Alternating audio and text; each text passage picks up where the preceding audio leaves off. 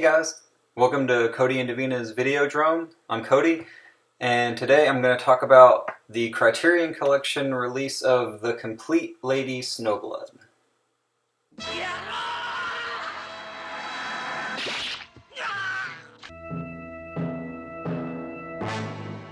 So, I really like Criterion. I love all of their releases are top notch. They always put a ton of special features on them. This particular collection is two films, Lady Snowblood and Lady Snowblood Love Song of Vengeance. And the first Lady Snowblood, at least, I mean, both of them, but the first Lady Snowblood for sure, heavily influenced Quentin Tarantino's Kill Bill. It is a fantastic movie. It is basically a revenge story about a woman who is born to a mother who was brutalized and swore vengeance on her attackers, and she gives birth and puts all of her hate and need for vengeance into her newborn baby, and the baby grows up and becomes this crazy skilled assassin that goes around with a sword almost like a Ronin samurai and just chopping people down to get to the people who were responsible for her mother being brutalized and imprisoned and all this stuff. It's a fantastically violent film with a really kind of good origin story for a character that is sort of superhuman almost, in the way that she's such a good swordsman that it's almost like watching a superhero origin story. It's a very fun movie. It's incredibly bloody and violent. These films were made in the 70s, and it's got kind of that old school cheesy 70s gritty charm to it.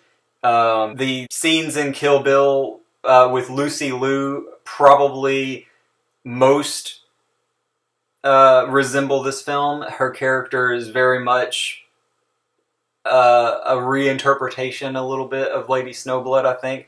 And the scene in the meeting with the Yakuza bosses where she chops the guy's head off and blood squirts to the ceiling, that is very much kind of from this movie. The blood squirts very far every time she slices an arm off or something.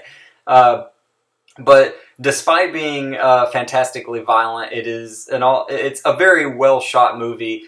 It was actually surprising to me how beautiful it was. They really utilized the beautiful Japanese landscape and architecture. It's set at about the turn of the century or so, so like 1900 or so, if I remember right. And I have to mention the performance by the lead actress in this, the Lady Snowblood. It is an actress named Miko Kaji. I'm probably not pronouncing that properly. I'm going to admit that now. My Japanese name pronunciation skills are lacking. But she is fantastic in this movie. She is so good. She plays the character so, at times, vulnerable, but also just totally badass. She's definitely a good role model for sort of the modern female action stars that we have today, like Scarlett Johansson or Charlize Theron. She's just so good in the role. She is beautiful. She is very graceful in this film, or in both of these films. She's just so awesome. I really love Criterion releases because of the special features, the care they take in using the best print of the movie. If there's a 2K or 4K scan of it, they always have a top-notch display of the best quality video that you can get on Blu-ray. And this particular release has both Lady Snowblood films, which it's a shame they didn't make more. New 2K restorations of both films, It has interviews with the screenwriter and the writer of the original manga that Lady Snowblood is based on. Of course, most Criterion, if not all, come with an essay. This one has a booklet with an essay by Howard Hampton. I really enjoyed the Lady Snowblood movies. The first one particularly is very good. They're both great. And I really appreciate the fact that Criterion put this out. It's really kind of a treat. I think if you like international cinema and you like, especially if you like Kill Bill or Quentin Tarantino's stuff, this is worth checking out. It's really good. I highly recommend checking out the Criterion release. I'm sure that it's probably available to watch on different streaming services, but if you're a fan of physical media, I definitely recommend picking this up, especially now while before the Barnes & Noble 50% off sale goes away. But yeah, excellent movie, Lady Snowblood. A great collection to have both of them together.